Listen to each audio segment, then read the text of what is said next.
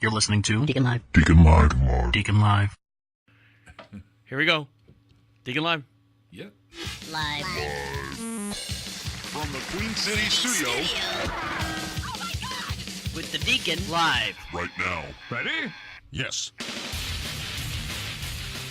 Hey guys, welcome back to Deacon Live. My name is the Deacon. Over to my far right-hand side is Teacher-man. Glad to be here. And we survived Thanksgiving. We are live in the Queen City studio located in downtown Charlotte, North Carolina. Give us a call at any time at 407-448-8800. Text us live at any time at 407-448-8800. And make sure you follow us on all our social networks and stuff. And make sure you subscribe to the... Not subscribe, you become a member of the Patreon. And Patreon, we've got so much behind-the-scenes videos.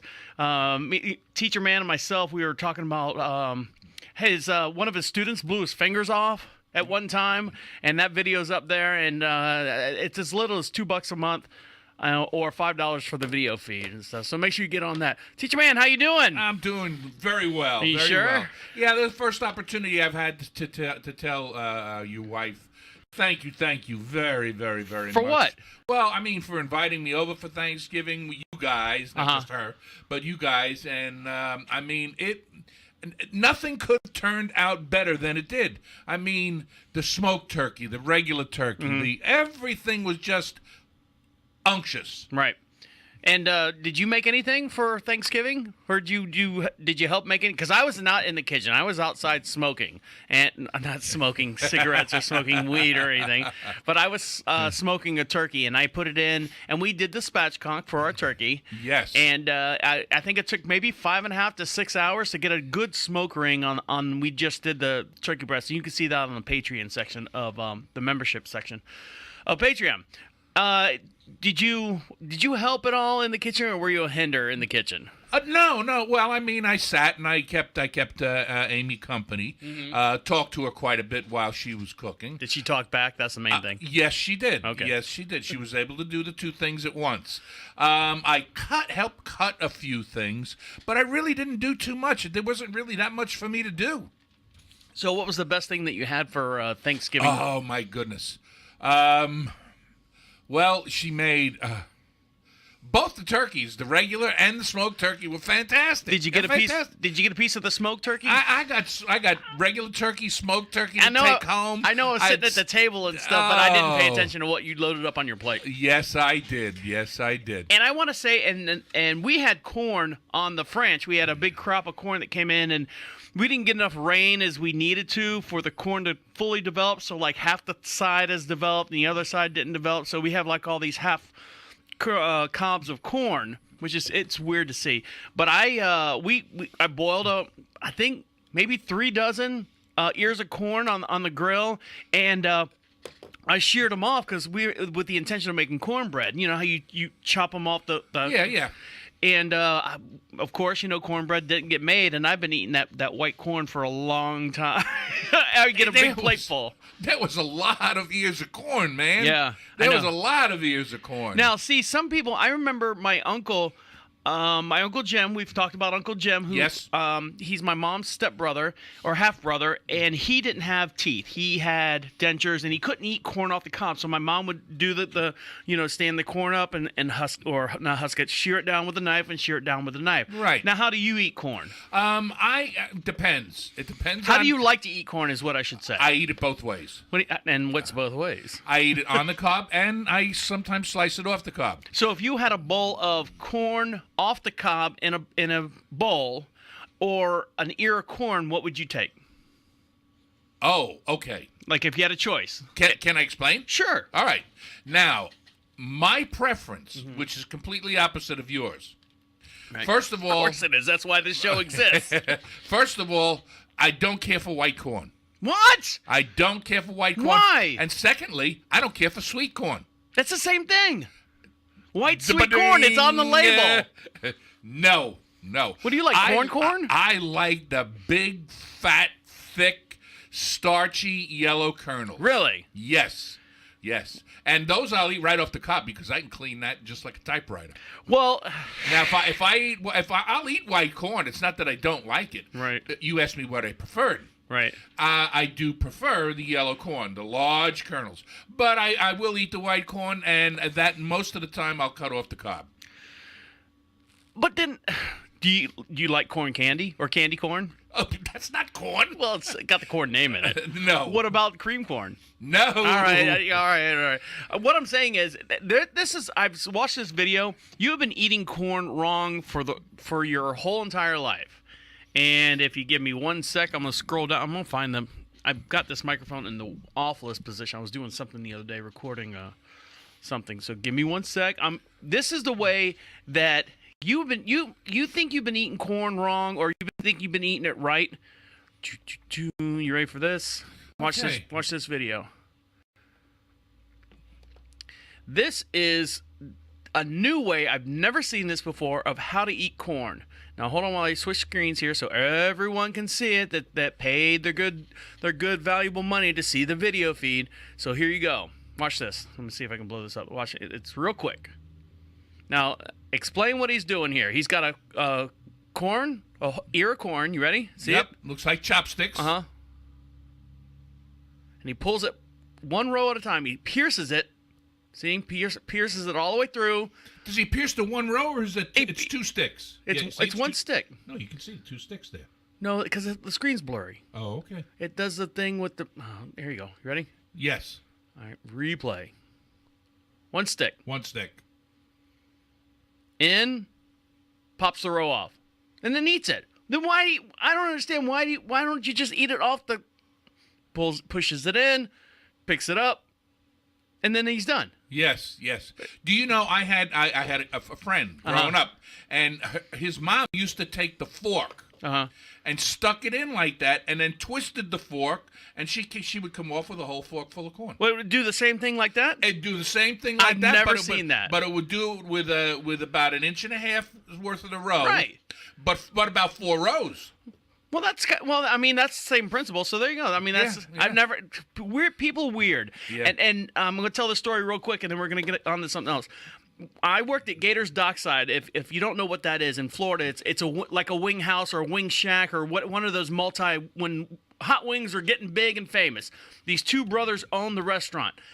They taught us as servers to lay down the little 7-inch, 6-inch plate with utensils all the time, no matter what they were ordering, no matter what they were getting. And make sure, even if they were just ordering hot wings, you always put the utensils down, because the brothers who owned Gators Dockside never picked up the hot wing with their hands. They always ate it with utensils. Okay. That's the way they did it. They drummies and flats, they'd eat them, and they'd peel it off with the fork and eat it and I'm like going, but you want to get in there with the meat anyway. So that's. You never know how people eat their food. People eat food in strange and different ways. Yep. And the reason why I also bring that up is because you balked at me when I said I forgot to put salami on my turkey sandwich the next day after Thanksgiving. I had a beautiful, and I'm going to get into the bread situation here in a minute. I had a piece of bread. What kind of bread did we get for turkey sandwiches the next day? Well, I bought. It was garbage, whatever it was. I bought white bread. No, I mean, what did we buy at the French? I don't know. The Sara Lee one, right? The artesian bread or whatever? Oh, yeah, the artisan bread. Artisan. That's a well. Well, it should have been thrown down the well because the bread was not my favorite. Now, I've had that bread, and that bread's damn good. Well, you know what? You don't like sweet corn, and I do. Well, I know. How about that? I didn't like it. I don't want to say I didn't like the bread. I thought it was, you rated it like it was high. Anyways. I didn't rate that bread at all. So I have mayonnaise, mustard, cheese, pickles, turkey breast, my smoked turkey breast, piece of cheese, mayonnaise again, then my artisan bread, artesian bread. And then I was like, shit, I forgot the salami that we bought at Costco for the damn sandwich. I know everyone's out there starving. I'm getting starving here. Then I went, and you were like going, and you disagree with salami on turkey sandwich? No, I don't disagree with it. That's not my preference. I prefer, and I don't eat Sara Lee white bread. Right. I like just my favorite bread for a turkey sandwich would be the white wheat. Okay. The white wheat. And nice and soft, nice and fresh. To me, that's kind of ghetto. Ghetto. Yes. Mayonnaise. Salt and pepper. That's it. Well, anyways, the next day I went looking for the salami. that we bought. Is it in your box of stuff? Have you seen it? You talking about with the rolled up stuff? No, we bought a vacuum sealed pack of the hard salami. Because my wife was like, are you sure you want this? And we looked around for the actual cold cuts and stuff. I said, yes, let's get this. This one's fine. Have you seen it? Because we can't find it. I don't have it. We can't find it between the boxes. I don't have it. You know, when you go to Costco, they throw everything in your shopping cart, and then you go out to your vehicle and you take all the empty boxes, and then you rebox your stuff that's sitting in the cart. Right. Now, I did leave, and you still have. I guess I don't know. What? But we had the rolled up. Prosciutto with provolone, the salami with provolone. You know, that was still here. Well, I've been using that for my salami. Well, I'm glad you didn't have to go without. But there was what kind of cheese was in it? I don't know. Provolone. Well, yeah, it made it good. It was good. It was good. I ate it. You know, I suffered through it. I got okay. Everything was fine. But I'm amazed because we paid freaking $15 for that. You saw the salami that we got, the vacuum sealed pack. Maybe she didn't get it. I bet you she didn't. She might not have gotten it. I bought. That's what it is, because we went back and forth, and it might have been too expensive. No, baller. Hello. I actually said, you know what? Let's hold off. Let me find the actual cold cut section that's got the salami and get it from there. And I think she might have accidentally put it down, thinking that we were going to get it from the other side of Costco, because there's a gourmet meat section. Right.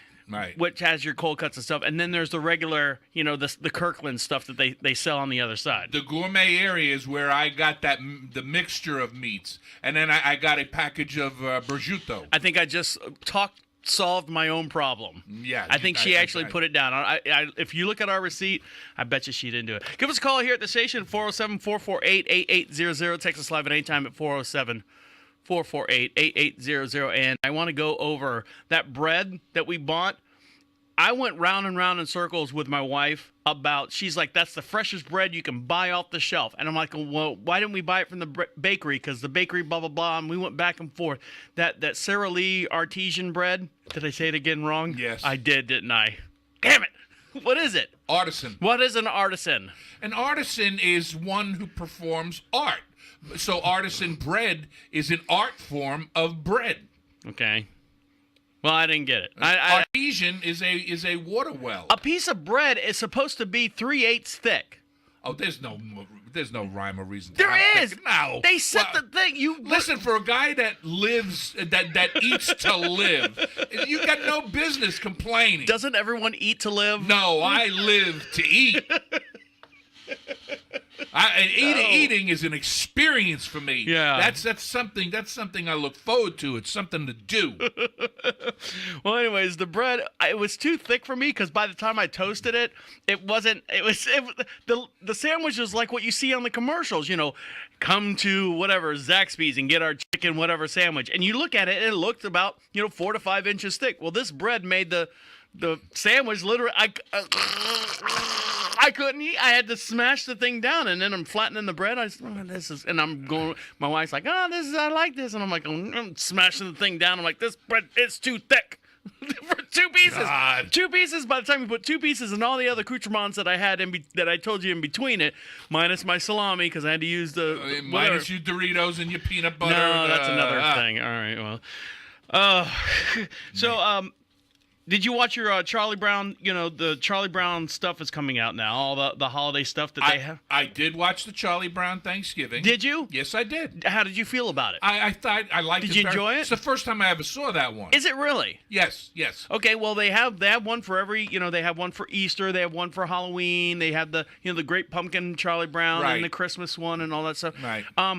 Did you feel that the Charlie Brown Thanksgiving was racist at all? Did you when you watched? No, really? No. Well, a lot of people are having a big problem with the Charlie Brown Thanksgiving. Get over it. Well, not get over it. It actually, there's some truth. I don't want to say there's truth behind it, like they intentionally did it, but back when they drew or did or animated the show, it just happened to fall out this way. And when we come back from the break, I'm going to show you exactly the picture that everyone's having a problem with. You are listening to. Can't wait. You are listening to Deacon Live right here on Proper Radio. 407-448-8800. Text us live at any time at 407-448-8800. We're live in the Queen City studio located in downtown Charlotte, North Carolina. I just opened up my show beer, and I'm holding on to it while I'm waiting, but you can see us on the Prophet Radio website. And make sure you join us on Patreon and get the behind-the-scenes videos and all the extra footage and stuff, and show your support for the show. So, Teacher-man, hold on one sec. Tell me something about, like, the cartoons back in the day that you saw. You said you saw the Charlie Brown Thanksgiving thing while I pour my show beer. Yes. Well, I saw the Charlie Brown Thanksgiving show, and actually it was the first time I had seen the Thanksgiving show. I've seen the other ones on numerous occasions. I've seen the Halloween one several times, and naturally the Christmas one. That's been around since I was a teenager, for crying out loud. Right. Now, the cartoons of yore, I mean, I watched cartoons when there were no talkies. I mean, it was just music, and it was Farmer Gray and the mice would chase him around, and that was it. Now, what year did the Thanksgiving, or what year was Charlie Brown, like, created? About what year? Because it was color, so it had to have been what? 50s? You talking about Charlie Brown? The Christmas Carol stuff that you see on the... I'm going to say that was probably in the 60s. 60s? Okay. Yes. So they're now saying... God, I understand exactly what they're saying. So it says, Charlie Brown cartoon labeled racist over depiction over the Thanksgiving dinner. Charlie Brown has joined Friends and The Simpsons as TV shows to be hit by racial controversy after Thanksgiving special dated back to 1973. So that's when this is when it came out, actually. This episode features a cartoon's only black character, Franklin, sitting in a lawn chair on one side of the festive dinner table, while 5 white characters and the Snoopy dog sits on the different side, which appears to be dining seats. Why is Franklin in a Charlie Brown's Thanksgiving sitting all by himself at the table? So that's what they're picking apart here. Now, hold on, because I'm gonna go. This is the actual picture. Hold on, let me switch screens here. This is the actual picture. Go to the main news, and we're going to the actual picture. Now, I want you to see this picture. Do you remember this picture at the on the show? Okay, as I look at it now, it does. Well, he's not even with the dog anymore. Well, the dog's over here. Yeah, I thought you said the dog was sitting with him. No, the dog. There's 5 white characters, 1, 2, 3, 4, 5, and the white dog sitting on one side of the table, and looks like dining room seats, as to where Franklin's got kind of like a... And he was an afterthought, it looks like. You know what? Maybe, and let's spin this in a positive direction. Can we, please? Yes. Okay. I would love to. Let's say that Franklin, parents didn't have Thanksgiving. You know, mom's this or dad's this, or someone's not in the picture. And here we go. I can't even make it good because you're stereotyping a certain ethnic group where there's a family not in the picture. There's a mother or father not in the picture. Anyway, so let's say Franklin came over at last minute. Hey, guys, I finished up Thanksgiving dinner. What are you guys doing? Well, we're getting ready to sit down to ours. Franklin goes, okay, and they all go pull up a chair. Now, anytime they shoot in the back early days of the 80s, anytime they shot like a dining room scene or kitchen scene, everyone sits on only 3 sides of the table for what? Camera purposes, right? TV, right? For TV. So maybe in 1973, when they were drawing this, they put everyone on one side of the table, or the typical family layout that they would be sitting at the table. Everyone on one side, head at one side and the head at the other side, and then they kind of stuck Franklin in there at last minute.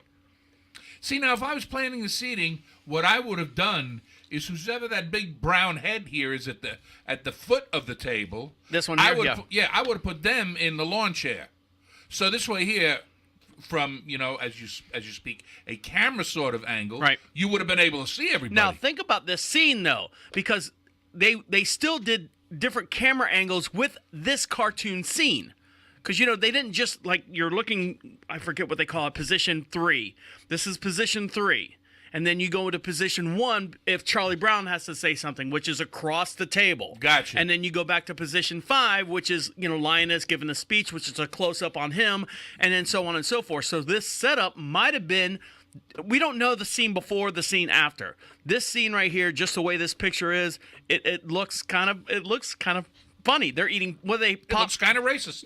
I don't want to say it's racist. He's just separated from everyone else. Yeah, but look at all that's on the table is desserts. I know. I think that was kind of the joke. Well, you saw Yeah. the thing. They didn't really cook anything because there's popcorn on the table. Yep. And they had desserts and whatnot for that. So there's one.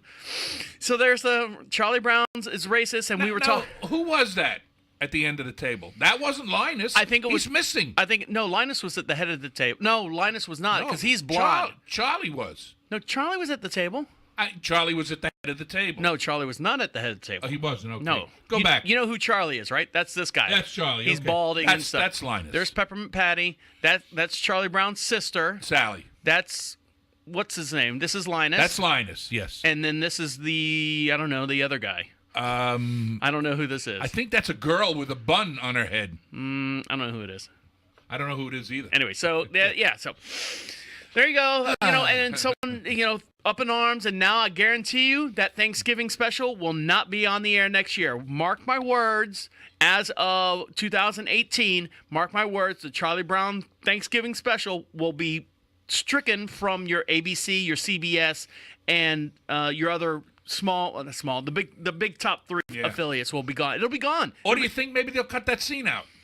No, because it's a very important scene, because Linus sits there and talks about what we are thankful for. The whole entire scene is set up. But meanwhile, Franklin's sitting on the side of the table going, hey, man.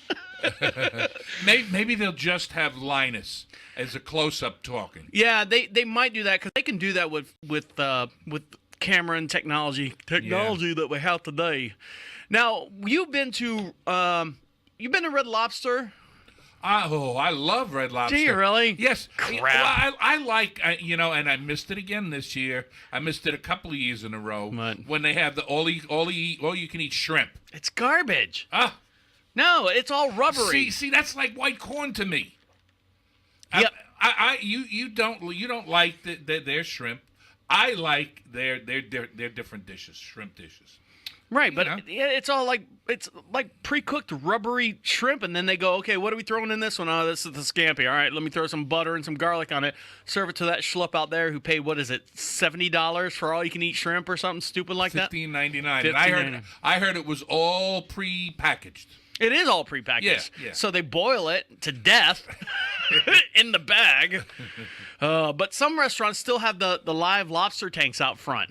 Have you physically ever done that? Because as a kid, you're like going, ooh, and you sit there and they say, don't tap on the glass. And what do? You're sitting as a little kid. You get as close as you can to the glass, and then you go, Mommy's not looking. You go, ding, ding, ding, ding, ding, ding. Have you ever gone to? You've gone to a restaurant that had the lobster, but do you physically go, concierge, please come here, or whatever, garçon, come here. Garçon means boy. I know, ma'am. So I would like to have your finest lobster that's in that front tank. Fetch me one. Never done that. Never done that. Never done that. I've eaten lobster a million times, but I have never picked a lobster and gone around and I said, come over here now. Watch me. I want that one. That one right there. Yeah. See the one? He's got one brown rubber band on the claw and he's got one black one on the claw. Right. That's the one I want. That means he broke out of when they had the double black ones. He broke out of one. And nah. But I guess maybe the kitchen just goes out there and grabs them, and it's just for show. Yeah, I guess. Have you been to a place where because you're surfing pool, and you used to go get not lobster. What'd you used to get off the coast in Florida and bring it back to the Central Florida area? The scallops or shrimp. What did you used to get over there?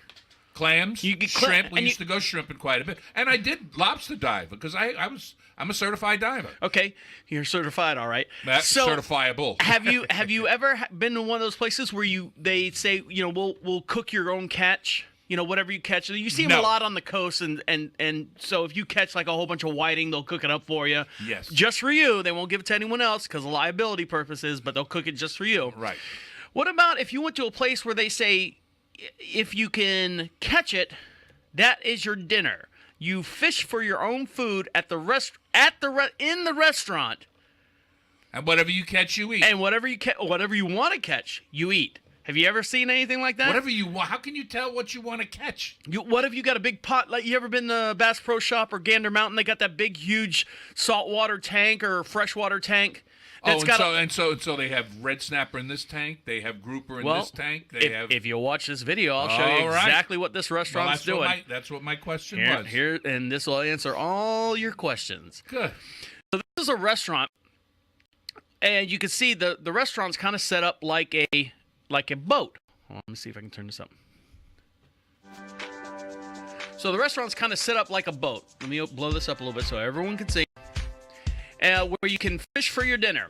So you're sitting on this boat, which is your actual seat in the restaurant, and you prepare your rod, you bait your hook, and then you just throw it over the side. And you're sitting over a huge tank, and you're fishing for your own food. So there's like a little jack or something. There's some what are those, scallops? Those are scallops, yes. Okay. And then you can choose how you want to have it prepared. So you're sitting there with these looks like little Ronco Pullman's pocket fisherman things. Yeah. And you're throwing it over the side of and it's in Japan, but the whole restaurant's set up like a boat, and you're throwing your stuff over the side to this big, huge tank that's underneath you, and whatever you catch, if you want, I guess, what if you don't want it? You throw it back, and there's that one fish that's got like 3 or 4 hooks in its mouth already because it keeps getting thrown back. But yeah, that's what they're doing. If you ever want to catch your own fish in your own restaurant or in the restaurant at the same time, that's pretty cool, I think. But it's pardon the pun, it's like shooting fish in a barrel, though. Exactly. It is. And if there's not one there, I would hang back there with my rod on my shoulder, and the guy would say to me, "Yeah, don't you want to eat? Don't you want to?" "Yeah, I want to eat. I'm waiting for you to put bigger fish in the tank." But it looked like they had a couple redfish in there, a couple jacks, and whatever their local culinary stuff that they have over in Japan. But yeah, it looked like it reminds me of the big boat. What's the pirate ship at the fair? The one that swings one way. I forget what the name of the ride is, but I know what you're talking about. So you go into the restaurant and you sit on this big pirate ship looking boat, and you literally just fish off the side, and you go sit at your table while the hibachi chef cooks it up for you. So that's good. Yeah, but there's room for an accident or two to happen. Do you know, when I was fishing one time at a lake by my house, I had my pole, and I whipped it back, and it didn't go anywhere. And meanwhile, I hooked this kid was standing behind me right through the cheek. Did you really? Yes. So you're that story. Yes. You're that story where everyone gets hooked in the finger or hooked in the eye or hooked in the ear. I hooked him in the cheek. He wasn't watching what he was doing or where he was going. Was he not watching, or were you not watching? Because every time I do it, if you're watching the camera, hold on, let me see. I always look behind me, and then, especially if I'm on a boat. You do like this. You do the whole, depending on what I do surf fishing, so you pull back like this, and then you look back to make sure the thing hasn't twisted on the eyelet, last eyelet, right? And then you go, you do Well, this was a small freshwater pole, and and of course I was about 6 or 7 years old. Oh, so, okay. I'm thinking like you did it last year or something. No. Okay. Well, I feel better that way then. No, I was a dumb, stupid kid, and I didn't look and whipped it, Did he say anything? Yeah. Did he? Ow! Well, speaking of dumb, stupid kids and dumb, stupid thing not paying attention, when we come back, I'm going to tell you a little story of, you couldn't plan things out, or you couldn't know this would happen. I mean, you sit in traffic all day long. Right. You sit in traffic all day long, and then all of a sudden you witness something that happens, and you're like going, I would have never thought that would have happened. So when we come back, I'm going to tell you my little story that happened to me right before Thanksgiving. Oh, okay. Yep. So stick around. You're listening to Deacon Live right here. But you still Radio. Don't know who Neil Peart is. No. You still don't know? No. That's a shame. I'll play some songs for you from him later on. Welcome back. You're listening to Deacon Live right here on Proper Radio. My name is Deacon. Over to my far right hand side is Teacher-man. Hello. And we were looking at that video again. The people fishing in the what I said looked like what I say bait the bait. They looked like they were standing in a boat and they were fishing in a bait tank. Yeah, that's what it looks like. So I don't know how thing that is. So I want, and you said you hooked a kid in the mouth when you were like 7 years old because he was in the cheek because he wasn't paying attention. Well, neither was I. Yeah.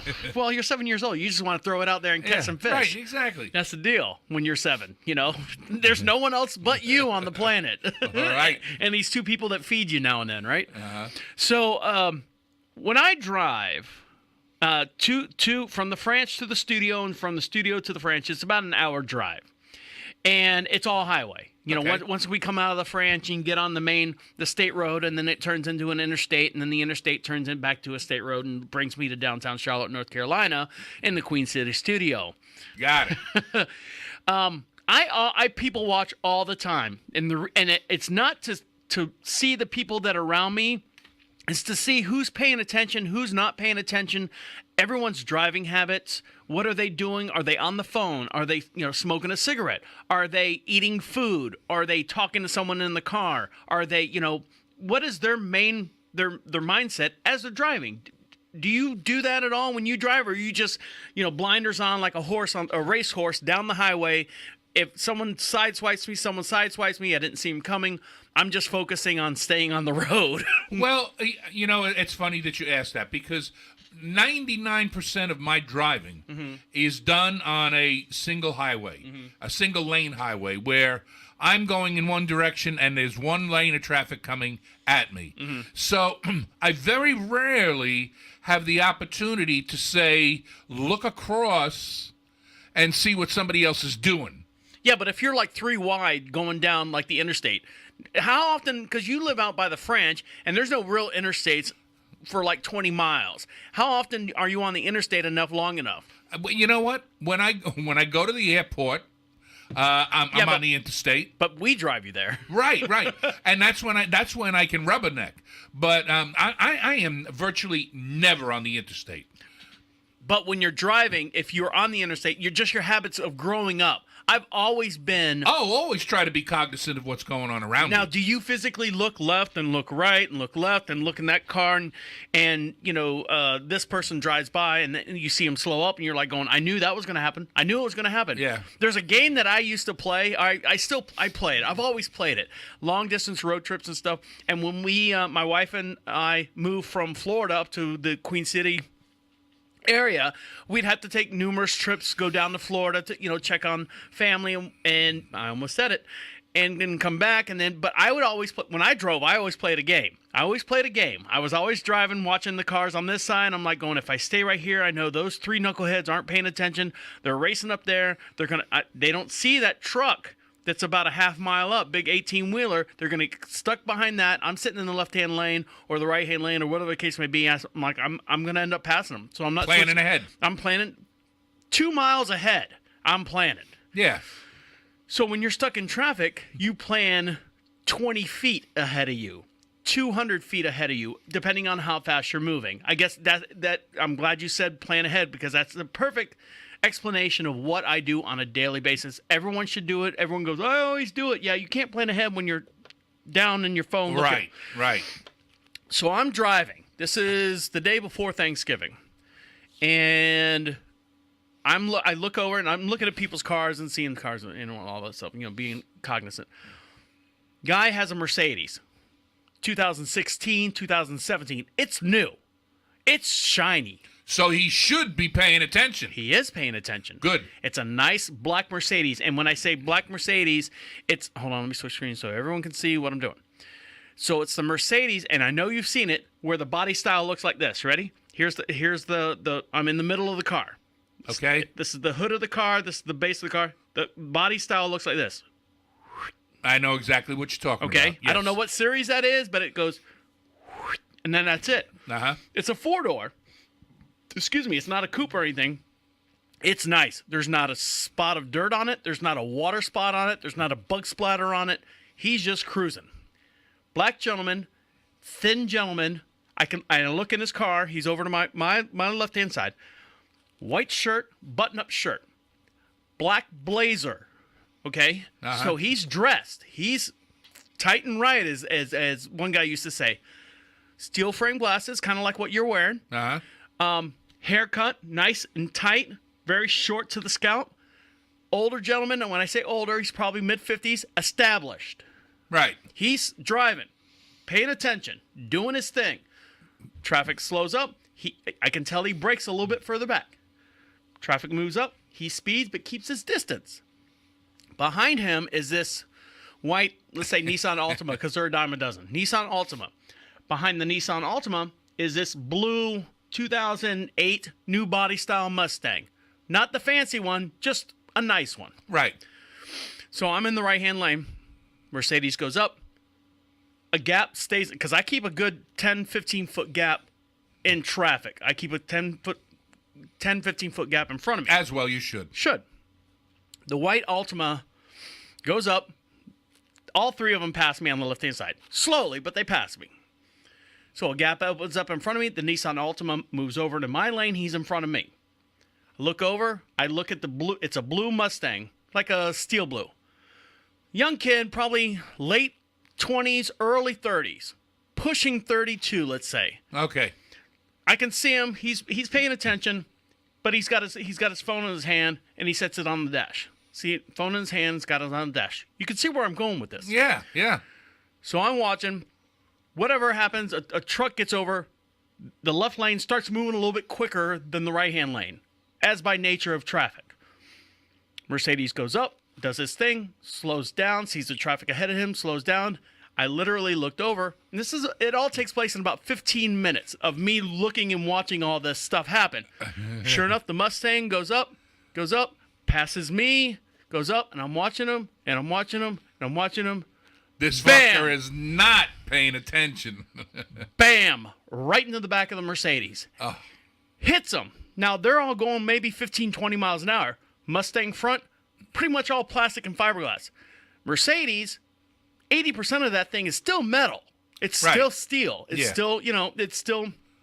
And I'm like, oh, man. I felt more distraught for the gentleman in the Mercedes because he was probably thinking about all his Thanksgiving dinner and stuff. He was ready to go. It looked like he was either going somewhere or coming from something very, very nice. Yes. And this, I don't want to say kid, because, late 20s, early 30s, max 32, at 20 miles an hour in a Mustang hitting a Mercedes, doesn't do a whole lot of damage, but it'll shake you up. It'll move you around a little bit. So yeah, and like I said, you can't tell if you could predict the future, you would be like, stay away from that, watch out for that, let's not do that, let's go away from there, all that stuff.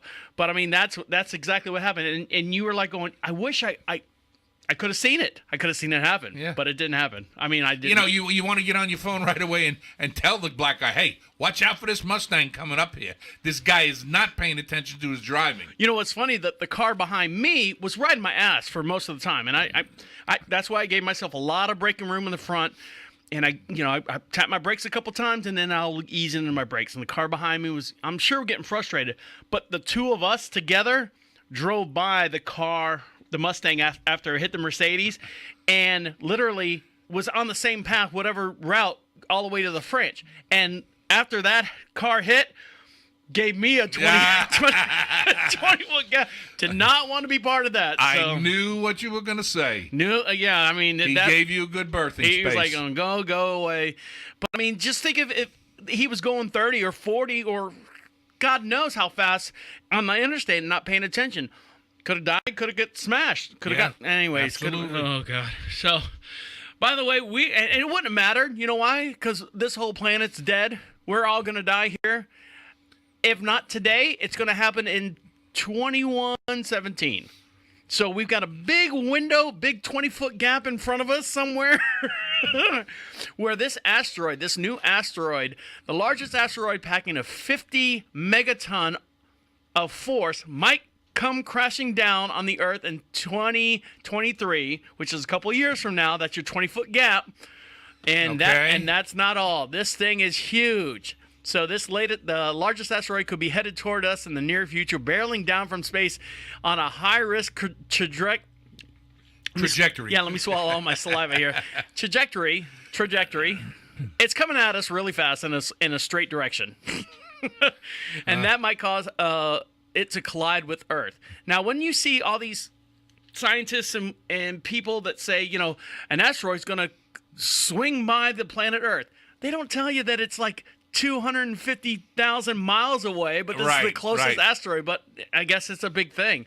So this thing, and this is one thing that drives me nuts, known as asteroid 2018 LF16. We can name hurricanes. We can name, all the. We can't name freaking asteroids. Let's give them some fancy names. Like here comes Dr. Spock, the space rock, coming at us. So there's a big space rock, and it says if it doesn't hit us by 2023, it might get us by 2117. So I'm hoping to be around by then, and hopefully see this thing fly by us. 2117? 2117. How old will I be? I should be 100 some odd. Well, you know what? And you know what? You never know. By the time that those years come around, they may have all sorts of stuff to maintain life. Well, think about Stan Lee. When was he born? 1923. Passed away at the age of 95. So you're telling me, just think of the creation of medicine and all the technology, microscopes. And all the, microsurgery and everything that's done. He lasted through 1923 to the 1950s, which was hell on water, with the Depression and stuff. And then from the 50s all the way up to now, lived to be 95 years old. Well, do you know, when I was born, there was no television.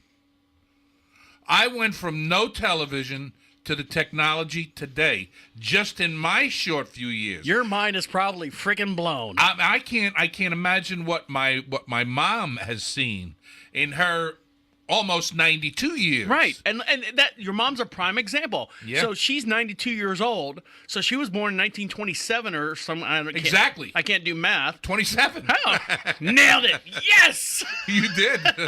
I just threw a number out there that was it. But yeah, I mean, and what she's seen, and she still wants to drive. No. She wants to, but she knows she can't. All right. Well, and we were talking about passing away. Who did you say was your favorite? Keith Moon? One of my favorite drummers was Keith Moon. Keith Moon. Yeah. Well, one of my favorite bands that I grew up with, I came into them late in life, and they've kind of made a resurgence. And then they went away, and they're just it's sad to see your rock and roll idols get old, because that means you're getting old too. I seen the likes of Chris Cornell pass away, Chester Bennett, caller's gonna get me. The guy from Linkin Park pass away, suicide, drug addiction. A lot of them have passed away. Right. In your time, I'm sure there's a lot of people that have passed away physically from drug addiction. Exactly. Keith Moon being one. Janis Joplin, Jimi Hendrix. Ricky Nelson. His brother Bobby. Well, I play guitar. Teacher-man knows that I play guitar. He's never heard me play. But my style of playing, I've adapted to one of this band that I grew to love. And it's this band right here. And I'm going to play a little song. Don't look. Oh. I want you to listen to this. And one of the founding members.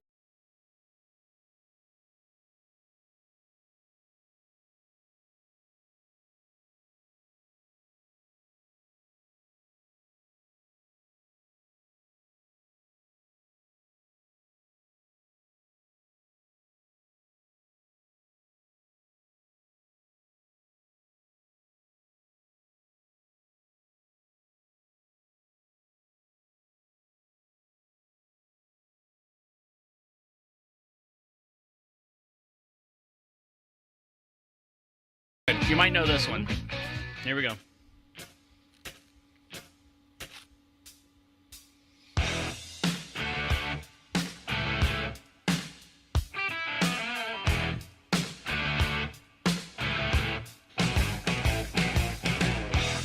Come on, Teacher-man, don't let me down. AC/DC.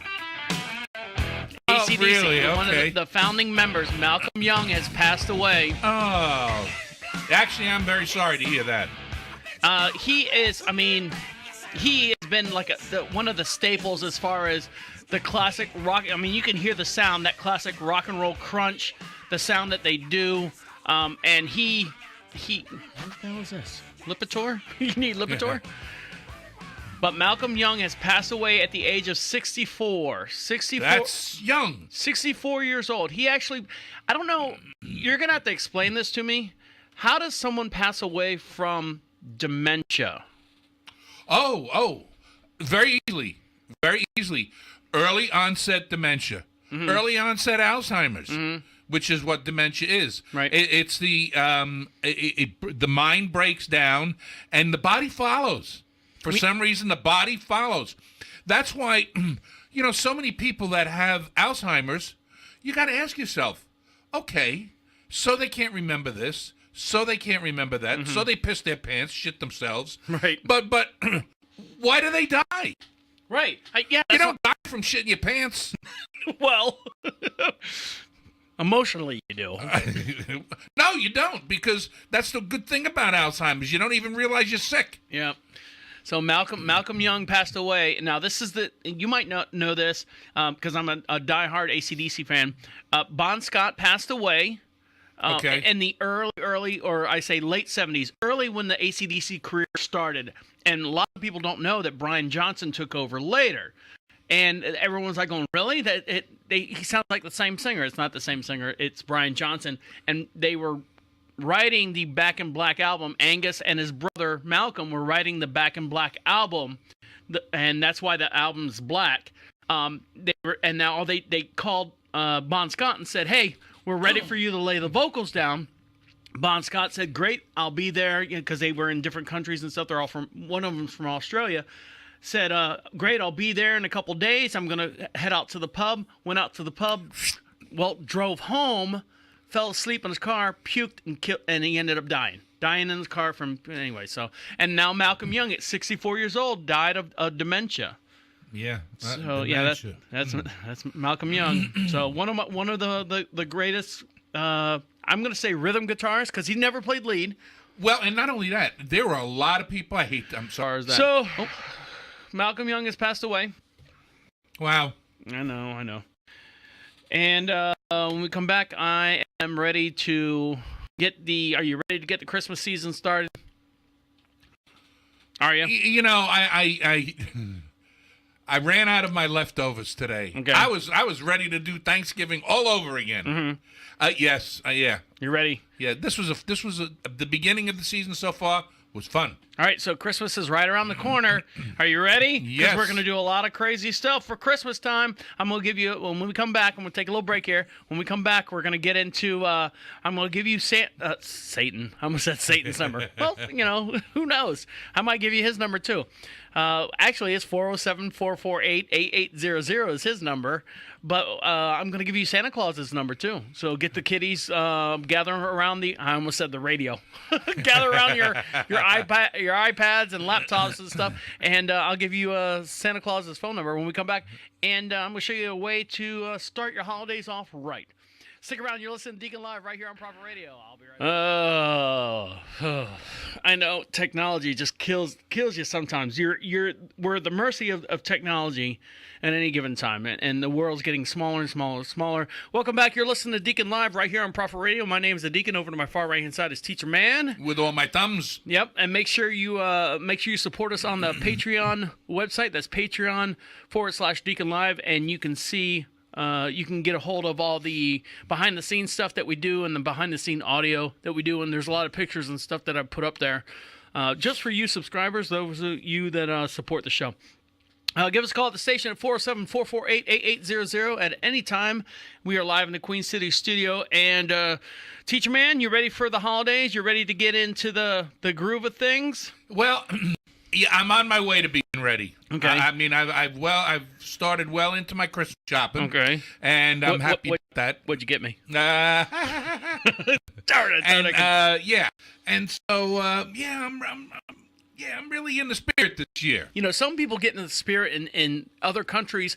They do what's the Eskimo thing where they all jump in the in Alaska, I think they all jump in the water. Chop a hole in the ice and yeah. Well, not chop a hole in the ice. I think they go off like a pier or something, and you see all they call them Eskimo birds, or I forget what the name is. The Eskimo Club. Yeah, the Eskimo Club. Yeah, and they get in almost down to their skivvies, and they jump in the ice cold water, which gives you freaking hypothermia, and then they jump right out, and they do it every year at this one location. Well, I want you to see this video. Let me switch screens so everyone can enjoy it.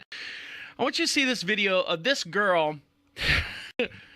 Really, honestly, let's see. All right, give me 1 second. I'm going to have to pull it up. Yeah, you usually figure it out. Yeah, I got to pull it up old school style.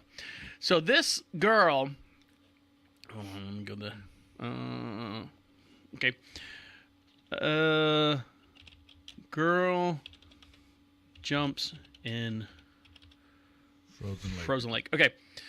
So this girl is in the Ukraine somewhere, and she actually was going to jump. She was going to do the same thing. She was going to jump in the water and be part of this Eskimo whatever. Tell me it was frozen. Huh? What? Shh, don't give it away. Oh, I don't know. Well, you'd think the water is. Hold on, let me get to. I need a YouTube video. I don't need news videos. Here you go. So you would think that the water would be thin on top when you jump in. You don't think the ice is really that thick. Now, I was really surprised when I moved to North Carolina. We went walking. My wife and I went walking on a trail up in, I forget where we were at, and I literally was hitting the ice, and I didn't realize it. Just overnight, the ice went to like almost 2 inches thick. Yeah, almost it's thick. Skate on. And, from Florida and never seeing ice and snow and all that stuff, and come to North Carolina, you're literally like hitting. I'm like going, this is amazing. She was like laughing. She's like, really? I'm like, this is amazing. And I'm like hitting the stuff with rocks and throwing rocks at it, and it would stick in the ice. Well, this young girl here, this bikini-clad girl, gets on. She's on a pier, on a dock here, and she's in a bikini, and she's got a little scully cap on, and she thinks she's going to run and do a cannonball into this lake that's frozen, but you would think it was frozen to a certain point where she could break through. So this is the result of that, okay? Here we go. Okay. Here she goes. Oh, she takes her little scully cap off. She got a tee back on, and oh!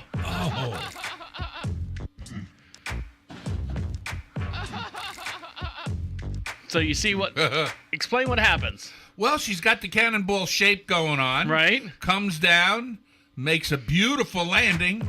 However, not in the water. Now, her feet are up underneath her. If you look, her feet are up underneath her as she's getting ready to jump into the water, like you would do a cannonball. Right. She actually fractured her ankle on that jump.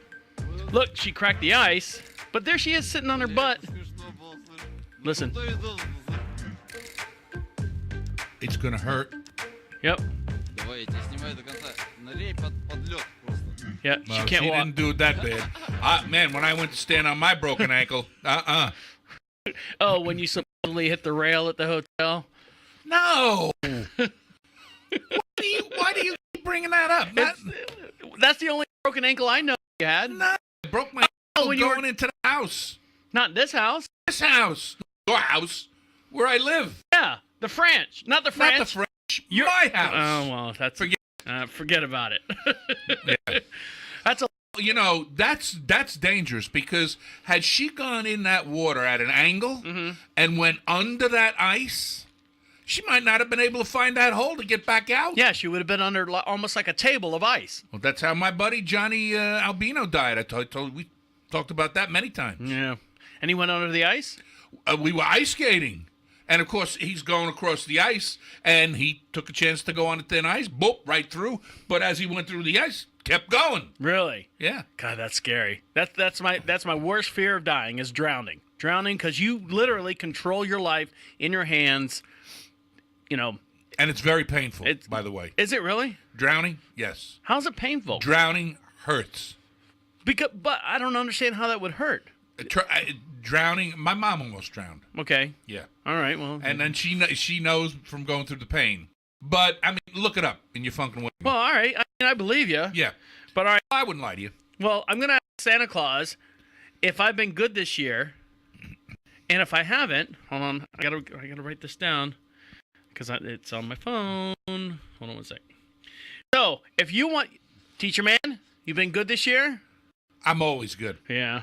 So, I want you to write this number down. You ready? All right. Because we're getting ready to call them. 951-262. Now, this is only available in the United States, and, long distance and property charges and all that stuff apply. 3062. And let's call this number and find out what's going on. I gotta switch screens. Give me 1 sec. It's always something going on. I can't believe you're going to bother him now as busy as he is. He's not busy. It's not He's even getting ready for Christmas, for crying out It's loud. not December yet. Oh, okay. So he's sitting around. He's probably watching that video of the girl that's jumping in the thing. That hurt. Oh, yeah. All right, here we go. You ready? Here we go. Calling Santa Claus. See how he's doing.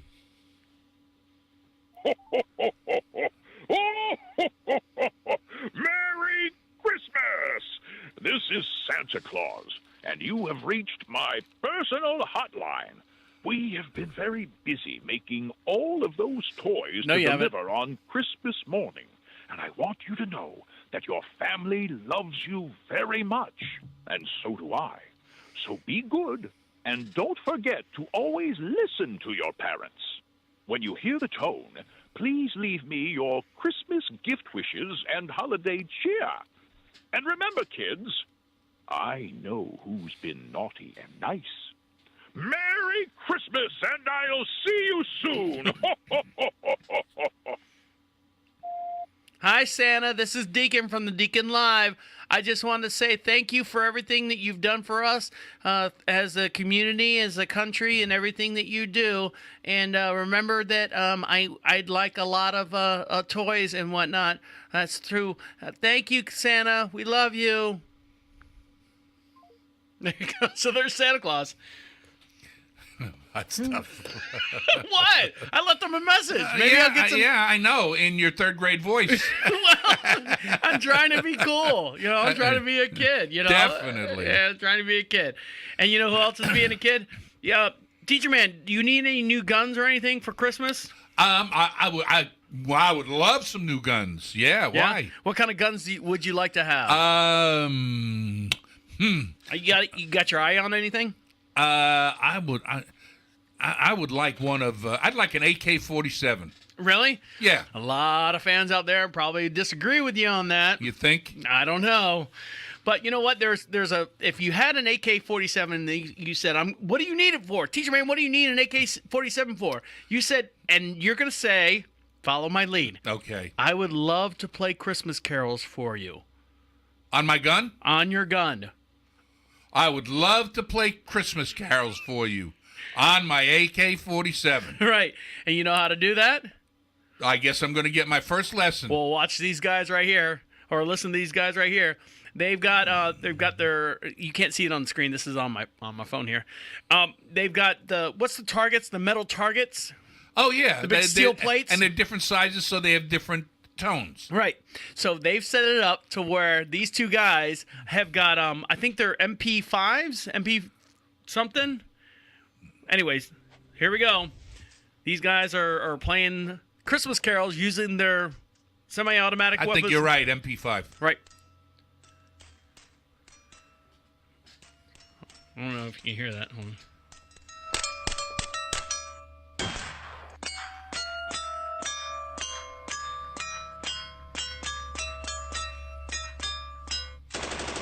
And then Santa comes in and ruins everything.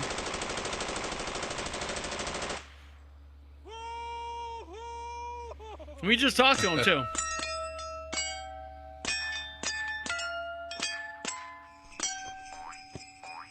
So there you go. These guys are... That is too cool. Well, I mean, you don't need to be a marksman but they've got the plates set out and they've got the note. So was it A, B, C, the notes. Yes, yes. They've got it all on and they're shooting them as... In other words, what's next? What's next?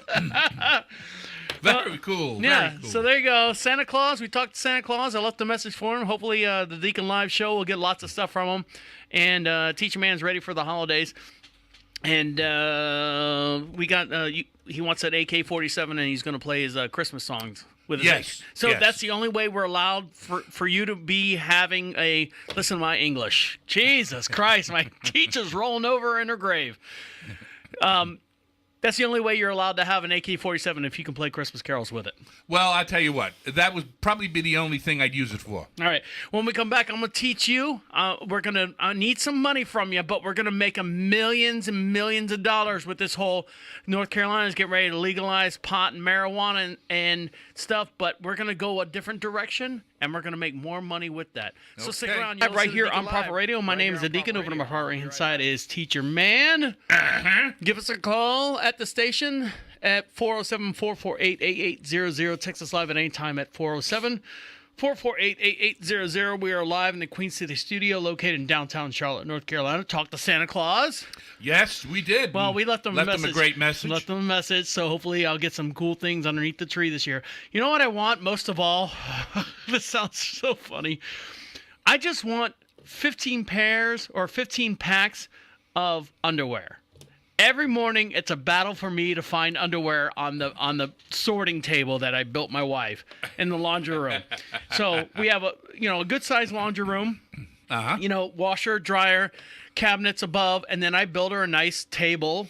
It's and what do you do when you pull the clothes out of the dryer? You throw them on the table, and then you kind of go through them. I mean, it's a good sized table. Yeah, I mean, it's about the size of the. I've seen it. Yeah, these tables here that we have in the studio, which we would think would be big enough to fold along, and it's a battle every day. I'm throwing clothes to look for just a pair of underwear, That's all I want. That's all I want is a pair of underwear. Well, I have a solution to that. What's that? Do it my way. I wash all my underwear at the same time, and then whatever comes out of the dryer is underwear. Well, that's good. You don't want your ninny no-nos mixing up with your hinny ho-hos. No. All right. And by the way, Teresa left. She's not with us anymore. Yes. And we have you met Donna yet? No, I haven't. Oh. Well, she wasn't downstairs when you came in the building? I you know what? I wasn't paying attention to who was down there and who wasn't. I just, the holidays were on my mind, to be honest with you, and I was thinking about this and that. And well, they got the two new big trees in the lobby with all the decorations on it, so you can't really see the receptionist desk there. But yep, we hired someone. Her name is Donna. Okay. She's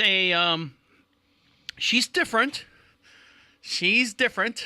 Well, that's the kind of person you want at the front desk. I don't think I want. Oh, no. I don't think I want this person at the front desk. Let me tell you what happened.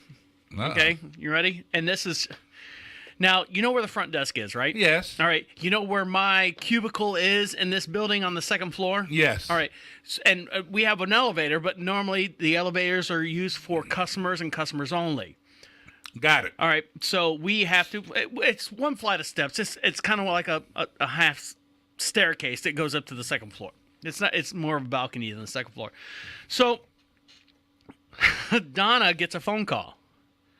Hi, I'd like to speak to Deacon, please. Okay, let me see if he's at his desk. So she puts the person on hold. Dude. She doesn't know my extension. Okay, so So she gets out from behind her desk, goes up the little half spiral staircase to the second floor, comes down to my cubicle and goes, I have a customer on the line that wants to talk to you. What extension are you at? And I'm like going, I sit up because I'm doing prep work and stuff. I go, Donna, what are you doing here? She's like, I got someone on the phone for you. I said, I'm extension 209. She's like, okay. Goes back down the stairs.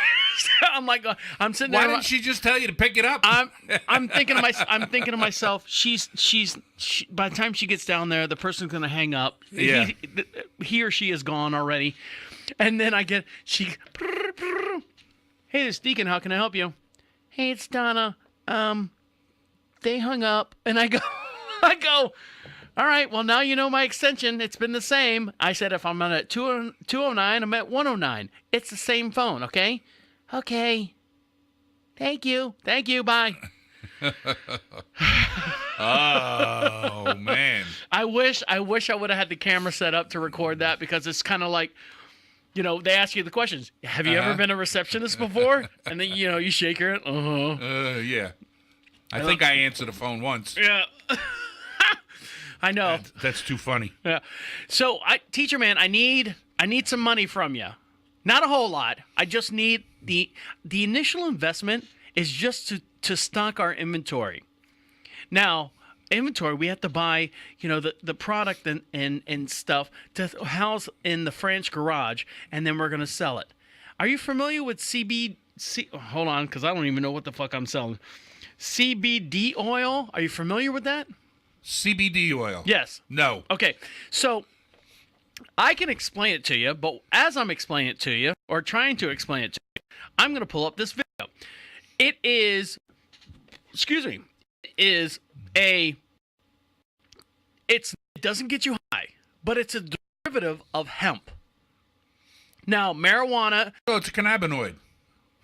Okay, I'll go with that. I don't know what a cannabinoid is. Well, cannabinol. Actually, I think you said the key word that's in. It is right there. Right there, cannabinoid. Cannabinoid. I don't know. Let me see. Right here. Yeah. So, all right. So, what's a cannabinoid? Before I even click on this. Well, that's an alcohol. Okay. Cannabidiol. I think that's how it's pronounced. Okay. Cannabidiol. So they're saying that it relieves a lot of anxiety. It eliminates a lot of hypertension. The oil itself, the derivative of hemp. So you don't get high from it.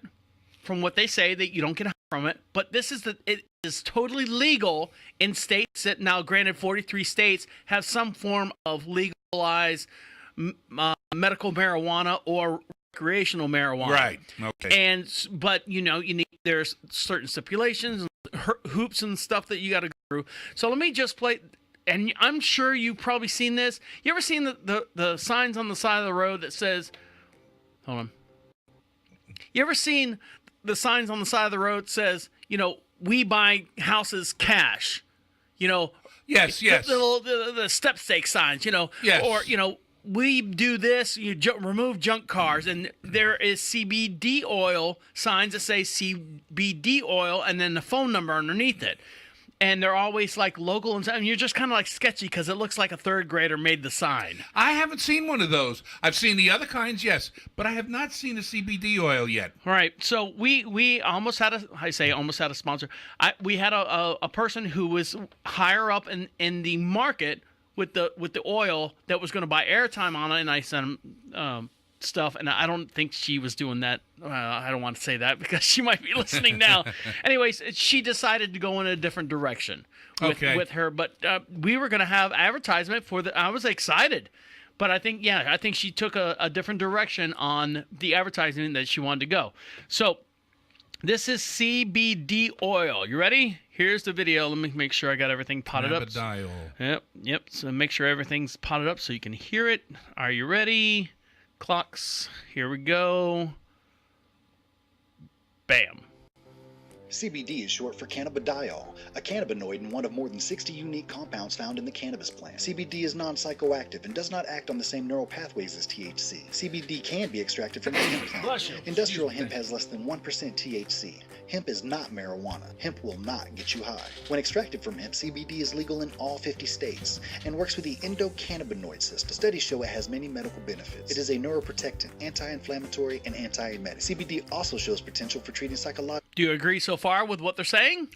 I've never had it. I've never used it for anything. But you said cannabinoid, which I didn't even prep you as far as what that was. What is a cannabinoid compared to what they're telling you here? Well, this actually is the cannabidiol, which is the oil itself. Okay.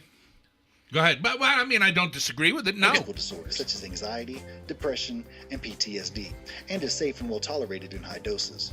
CBD shows promise for children with seizures. Studies are revealing reductions in seizures case after case, with one recent study showing an 80% reduction in seizures for some patients.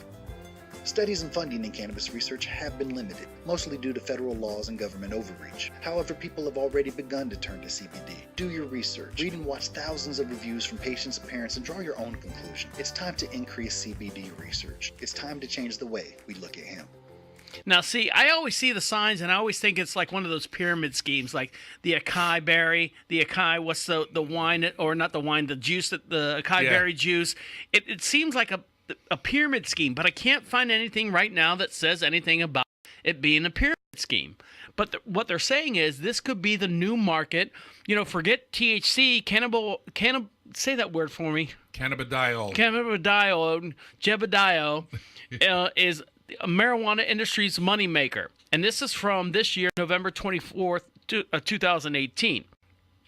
Ready or not, legal marijuana is taking over North America by storm. Even though the U.S. federal government has held firm on marijuana as a Schedule I drug, it does not. Nevertheless, witnessed 32 states legalized it in some capacity. To our south, Mexico legalized medical pot in the summer of 2017. How strongly is considered by adult use and blah blah blah. So according to the Cowen Group, which has been the most optimistic Wall Street firms on the outlook of global cannabis, the industry's $75 billion in annual sales. This pie in the sky sales. So they're saying that the cannabis oil is where the big money is at. So like THC, it comes from the cannabis plant, and however, it doesn't get the user high. Rather, it's best known for its perceived medical benefits. Did I say that word right? And that concerns me. Why? Because perceived medical benefits. In other words, that's at somebody's discretion. Mm-hmm. It's how they perceive it. So is it a placebo? No, it's not a placebo. Okay. It's not a placebo. In other words, when you take that, you know how sometimes you can not make yourself, but you feel like you're doing yourself good by taking something? Right, like vitamins? You're right. So very similar. Very similar. I know. So like when I take the fat loss burning pills, or I drink the extra premium Ensure shake with a protein and all that stuff, I guess it's false. I don't know. Is it working for you? I don't know. You think it does. It's a placebo. It is a placebo. You think you're doing something right. Well, but if it's advertising for you to lose weight, or what a lot of people are looking to lose now is what is called belly fat. Right. Which I could stand that. Right. And if you're losing belly fat, then it's working. Yeah, but what about anxiety, or the young lady who was going to buy some advertisement here on the show? I'm giving her free plugs. You don't know her context. She said it helps with her anxiety. She's got mild depression.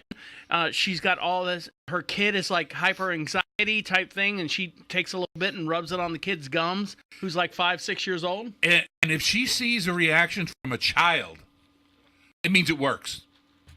All right. Well, I'm not. I mean, she could have been telling me that she's been rubbing him with codeine or something like that, but which is also goes good on the gums. So yeah, I'm interested in this CBD oil to see where it goes as far as this whole medical thing. It's like Bitcoin. I kind of want to get on the ground floor or something, and like Apple. Yeah. And Bitcoin. You invest $1, and then in 5 years' time, it's worth $250,000. That type deal. Right. So this CBD oil, it's definitely worth looking into. But I've seen like this, advertisement. The advertisement that I've seen is step stake signs. You know what a step stake sign is, right? Yeah. And that's all I've ever seen. And we drive up to Lowe's over by the French, and I've seen the signs. I pay attention to those signs on the side of the road, and I see CBD oil. Call this number, and it's some crazy number, and it looks like it's spray painted. Like I said, it like a call the number. Mm-hmm. If they ask for money, hang up. Yeah. But I want to try the product. Yeah. Give me some samples. Yeah. Give me some samples. Well, if it works, we'll look into it. We'll do that. Maybe as me and you got to go Christmas shopping this weekend, so maybe as we're driving around, I'll point out the sign to you. We can do that. All right. So, Teacher-man, you been watching any new shows or anything on the TV, on the Netflix, on the entertainment network that you got? Your Fire Stick, you brought the Fire Stick over. We brought it. Did you bring it back home? No, I haven't brought it back home All yet. right, well, now we're. I have to wait for my daughter to have time to do that. She did. She did. I came home in her office the other day, and I'm like going, "Hey, I didn't know we had this Hulu in this room because each Fire Stick goes with each TV." Right. She's like, "Oh, I did Dad's Fire Stick, and since he's not here, I'm watching Hulu in here." Well, okay, then that's done. But I haven't taken it home yet. Yeah, I know, because it's in the office. Well, I At guess the French. I came in, she's watching whatever. Oh, you know God. what we've been watching? We watch, since I've met my wife, we've been watching Survivor. Are you a Survivor fan? With you, I watch Survivor, and I love watching the show with you. I mean, when I'm at home, I don't, because usually I save it for when the time is I'm over here, and because you guys usually have one or two of those saved up, Right. So then I haven't seen it. So the funny thing is, you watch Survivor and you wait for it. It comes on whatever night, and then you watch it, through the Hulu network or the Cody Stick, and we watch it. So we finished this whole last season of Survivor, and I said something to the effect while we were watching it the other night. I said, "You remember the first episodes that Survivor had when they would eat just rice and fish, and then they would win a reward, whether it be a slice of pizza or chocolate or something, and then they would have like the bowel movement shits the next day Because their body wasn't used to their that body food. wasn't used to it." So this past Sunday, we were sitting around and got all our chores done and stuff from the holidays and cleaned up all the dishes, and finally 3 loads of dishwasher stuff later, we're like, "Okay, what do you want to do?" She's like, "Well, I'm gonna ride." Because we have horses, and then she comes inside and she's like, "Okay," took a shower and stuff. "All right, what do you want to do now?" I said, "Babe," I said, it's the last day of the holiday. I said, "I just want to sit down and relax." "Well, what do you want to watch?" "Let's watch the first episode of Survivor. The first episode of Survivor, or the first season of Survivor." So we've been watching that. Cool. And the funny part is, this is the funny part. Now, my wife, she's a highly educated woman. Not like myself. And the first episode on the first season is called Marooned. Okay. Okay? Yeah. So she gets it all set up, and I'm getting, lunch made for us, and, bringing it out there in the TV, the entertainment center and room. And she's like, "Marooned?" I'm like, "Yeah, marooned." She said, "Marooned." I'm like, "Yeah, marooned." She's like, "What does that mean?" I said, "Well, it's the name of the episode." I had no idea what she was talking about. 3 episodes in, the way the season starts says, 16 castaways on a boat get marooned on a desert island. She literally looked at me and goes, "What does marooned mean?" I go, I can't believe that. I go, "Really? Your whole entire life you've never heard the word marooned?" She's like, "No. What does it mean?" I go, "Lost on an island with no supply. Lost anywhere. Lost anywhere. You're marooned. You're by yourself. You're on your own." You're stuck somewhere that you don't want to be. I said, "You don't remember the old cartoons that, like, the guy goes, 'What a maroon.' Isn't that the same thing?" What, a maroon? Yeah. You ever heard like Bugs Bunny go, "Oh, what a maroon." No. No. Now I know where she gets her What a from. maroon. Yeah. You never heard that on the Bugs Bunny cartoons or any of the old 70s cartoons? What a maroon. What a maroon. The Three Stooges used to, "What a maroon." You never heard that? Well, A guy- Now that's a noun. What does that mean in that sentence? If I called you a maroon, Right. what am I calling you? I'm on an island by myself. Then with I would say you're marooned. But it means kind of like you're by yourself. You're alone. Nobody understands what's going on around you. Maybe no. But it defines you. It's a verb. It's Right. not a thing. Right. Somebody can't be a maroon. Are you sure? Absolutely. All right. Absolutely. You can be marooned, but you can't be a maroon. The only other definition Hold of maroon on. is it's a color. Right. Which was my school colors. All right, hold on. I'm gonna put this up. Maroon. Spell maroon. The normal maroon. MAROO. I'm not sure if it's RR or RR. One R or 2 R's. No, it's one R. It's one R. Marooned. How about that one? Meaning of marooned. All right. You ready? Read it.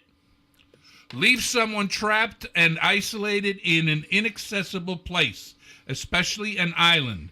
A novel about schoolboys marooned on a desert island. Okay. A person cannot be a maroon. More definitions. Maybe they maroon. Lost in the wild. All right. Maroon. Yeah. Maroon. English. A castaway is marooned. Right. But he's not a maroon. It's maroon. I'm going to look this up. Hold on. I'm getting to the See, bottom. it's a verb. It says right underneath it here. I know. A noun. Oops. A no pun? Right. Oh, okay. Right here. To maroon is maroon can be a noun or verb. There you go. All right. Well, how's it used as Here we go. Where you going? To maroon is to strand someone in a place, blah, blah, blah. A maroon is a noun or verb depending on how you use it. The best friend does it in addition, describe a shirt color. An exploding firework. That's a maroon. Well, the Bugs Bunny cartoons got it wrong. I'm just saying.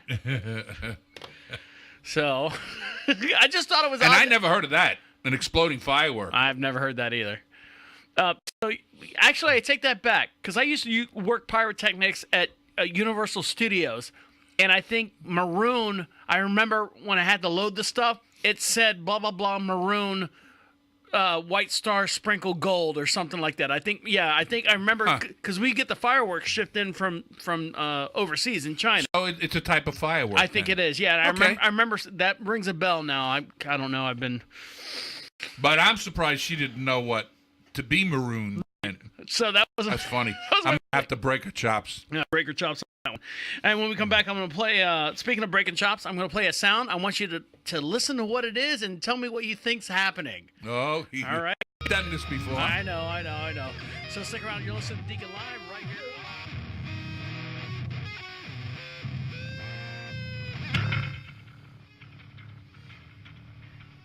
You ready? Yep. Oh, I got to turn that down so it doesn't echo. Whoop. All right, so am I supposed to look at the screen or no?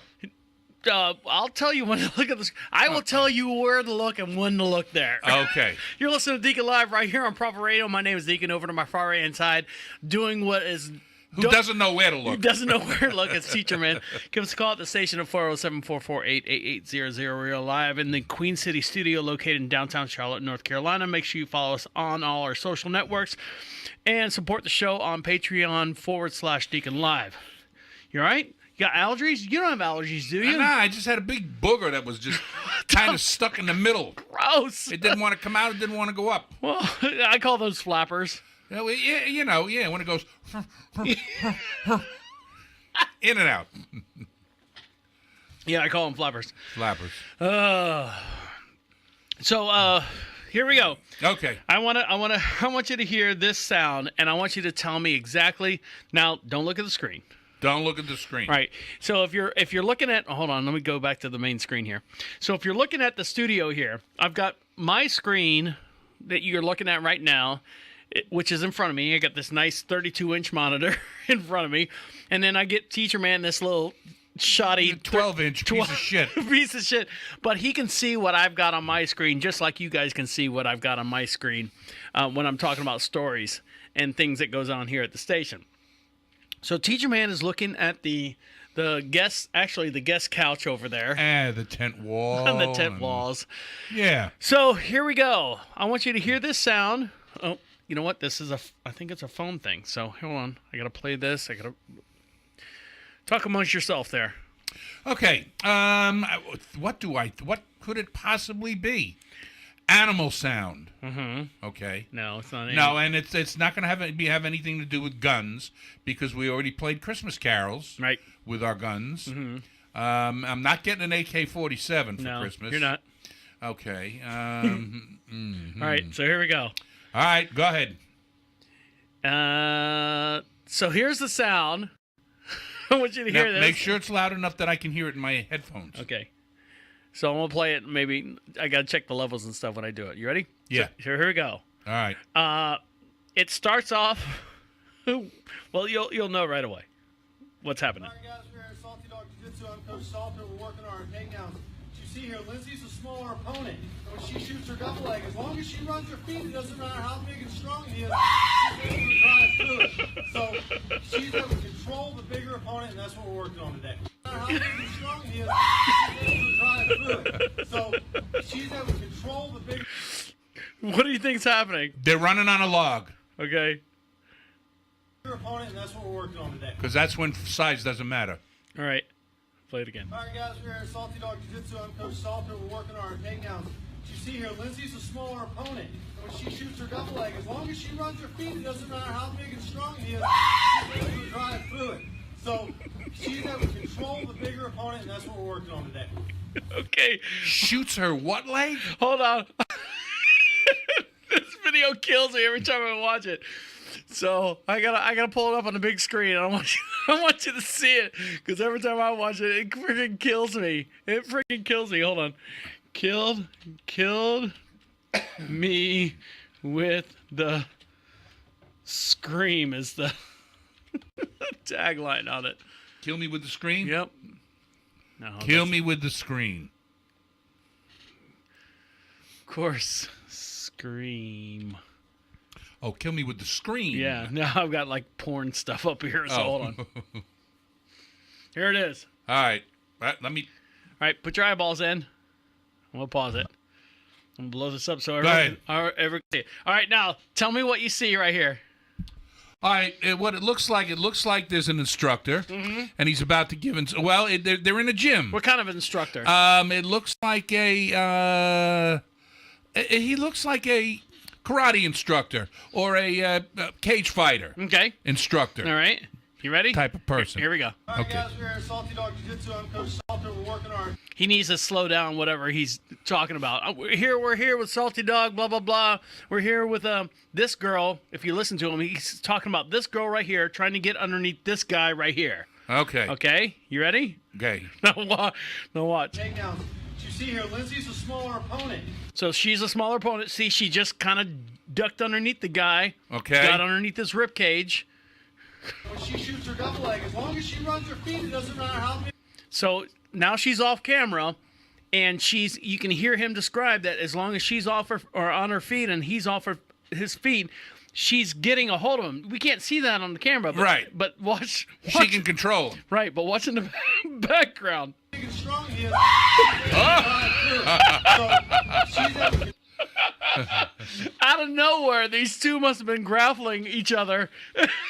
Damn. That guy took a flying leap. Watch in the background again. It's classic.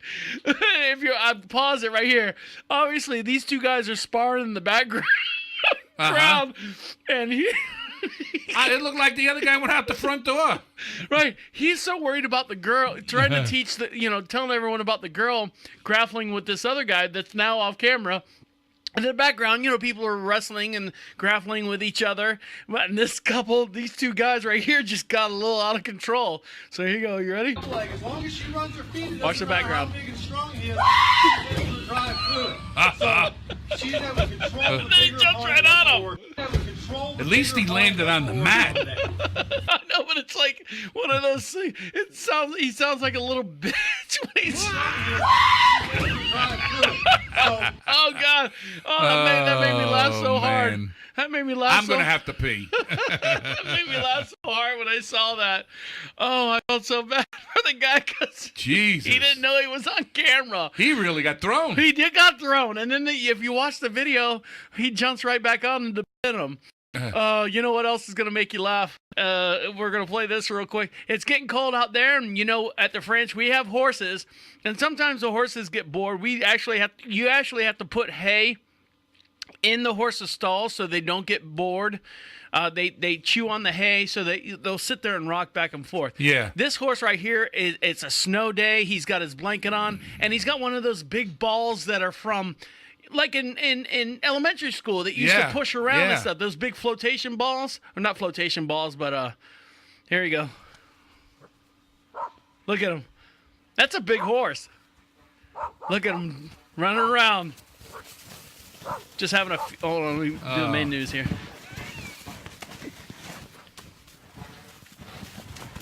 Look at him. He's having a field day with that thing. And look at a dopey dog running around outside. Yep. So he's having a good time. Yeah. And we're gonna be doing that here at the French. All right, teacher man, you ready? Yes. You got your top 10, 15 seconds of fame? I got 15 seconds of top 10. All right, here we go. All right. Let's do this. Let's make sure all cameras are rolling. And make sure teacher man is on. And you ready? Yep. Here we go. Listen, all you New Yorkers. All right, Chris. Oh God, I can't even read your handwriting. Chris Grayshawk's DUI on yep. the Jets. Okay. This guy, Chris what is it? Grayshawks? Yeah, Grayshawks. Yep. He's watching a Jets game. He's a Jets fan. He's up in Jersey, and the Jets lose. This huge score. The score I have right there. It's 41 to 10. 41 to 10. He's pissed. He pops a bottle of whiskey, gets drunk as shit, runs out of whiskey, goes out to get more, and he rear-ends this car and just gets out of the car and walks away. Gets out of his car and walks away. And cop comes to the scene of the accident, stops him, smelling like booze, right. Arrests his ass, and goodbye, Charlie. He's in jail over the Jets game. Well, I mean, it's depressing sometimes, I guess. I don't know. Yeah, but to drink a bottle of booze, go out and not pay attention and hit somebody's car. Well, they have to teach those guys. I say those guys. The players in the NFL need to understand that they only get paid when they play. You know that, right? No, wait. This is a guy watching it on TV. Oh, on TV. I thought it was a player. No. Oh, really? No, it's a fan, a Jets fan. Oh, well, he's an idiot then. Yeah. All right. I'm going to read this, and I want you to make up something on it. You ready? Divining Donald Kaloub. Make up something. Donald Kaloub. All right. Who's Donald Kaloub? I don't know. Donald Galoob. Donald. How about Donald Globe? Donald Globe. It might have had something to do with Donald Trump. I don't know. Maybe one of his nuts swelled up to the size of a globe. I can't. Yeah. I don't know. All right. Cat Butt, Scratch and Swift. New book for kids. This is a new toy, not a new toy, but a new gift you can get your child, put under the Christmas tree. This is a cat's ass, cat's butt. And you open the book, and you can scratch it and sniff it, and guess what it smells like? Cat butt? Cat's butt, yes, sir. And it's a children's book. And it's a children's book on the market. So on HuffPost. Look that up. So someone actually approved the publishing, and that someone actually had to manufacture the scent to put in the scratches.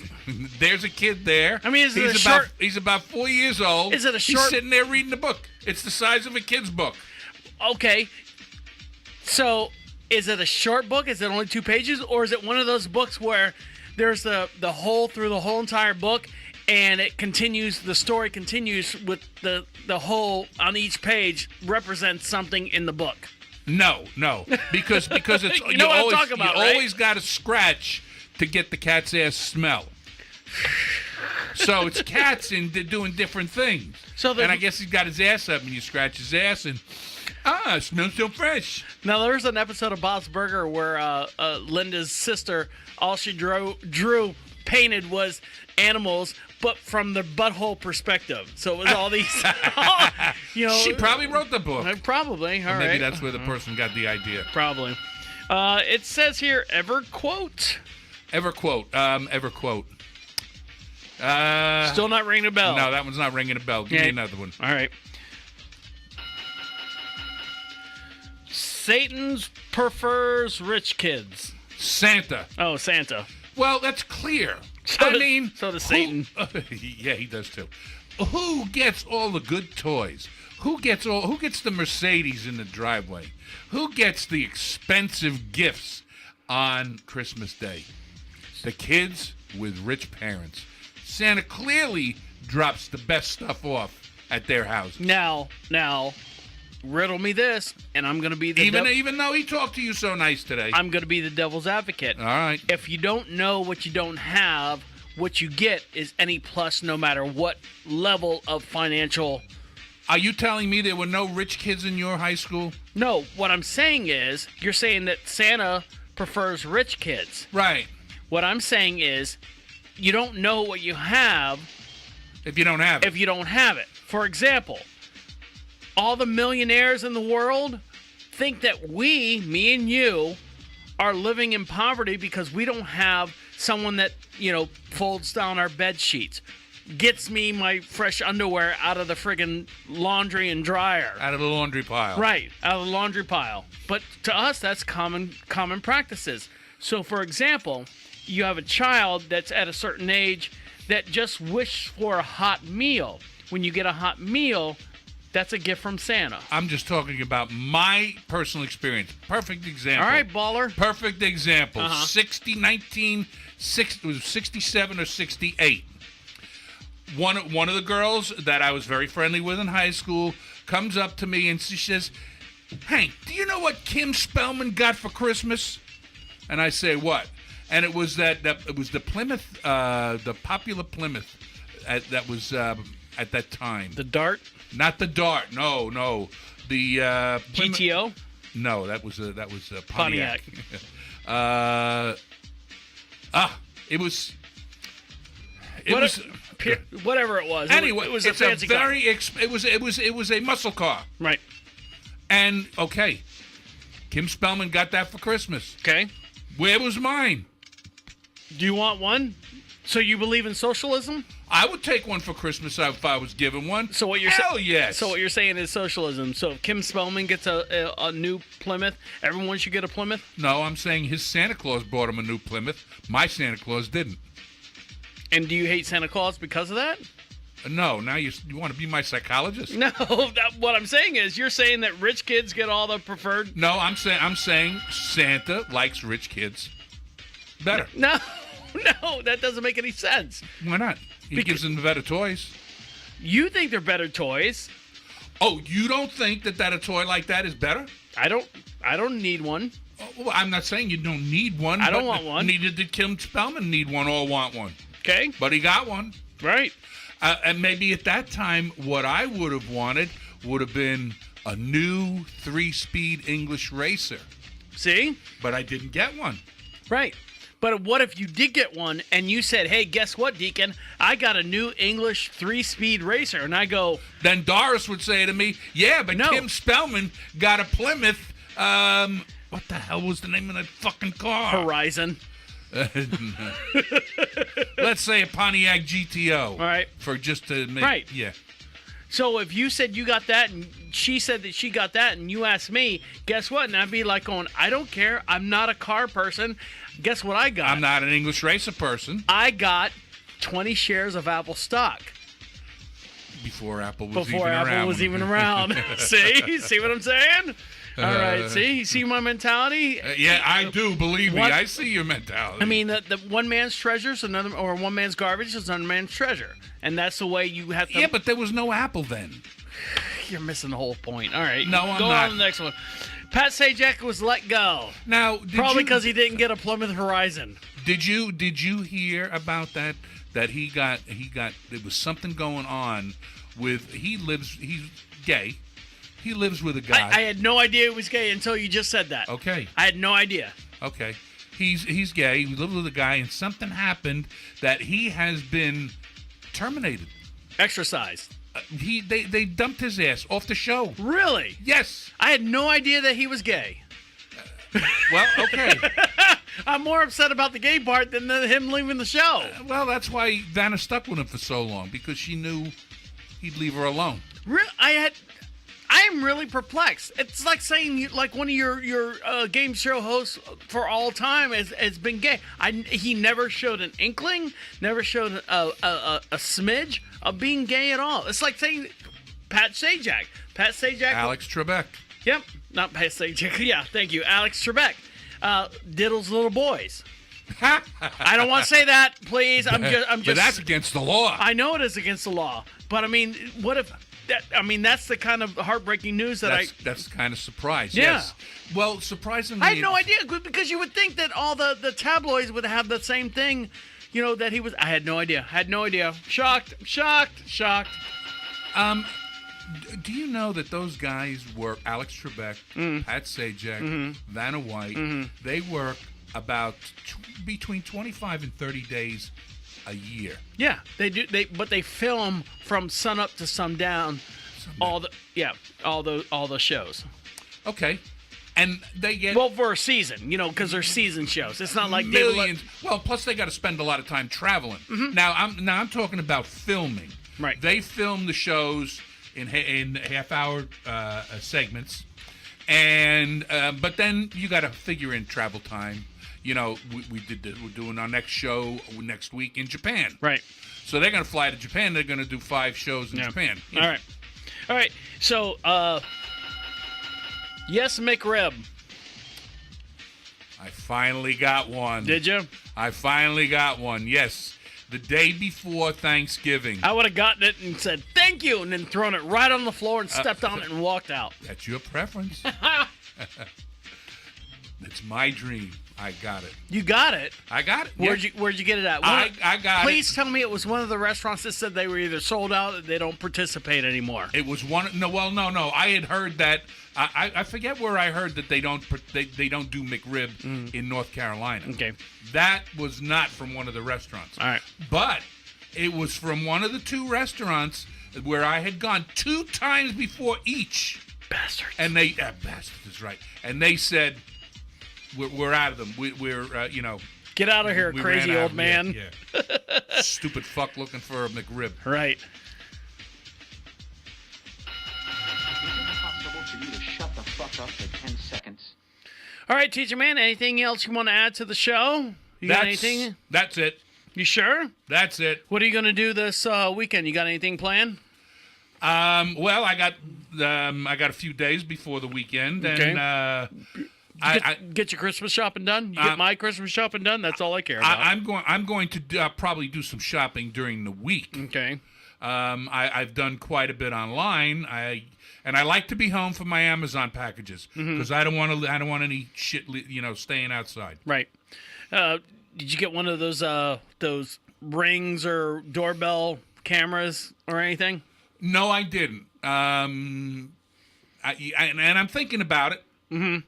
I'm thinking about it. Well, December 8th, don't plan on me being around because we have inventory here at the studio. I got to count all the desk. Look, we've been through this before. I got to count all the desk chairs. I got to count all the microphones. I got to count all the monitors and stuff.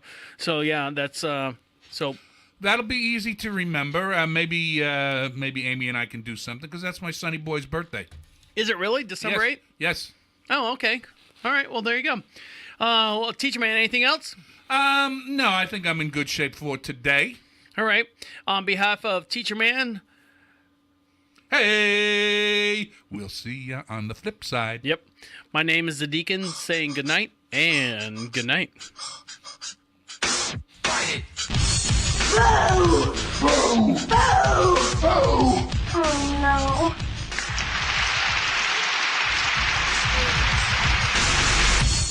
Wait. Come back.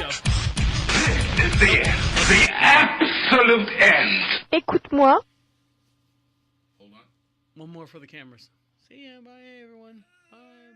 You're listening to DeaconLive. DeaconLive. DeaconLive.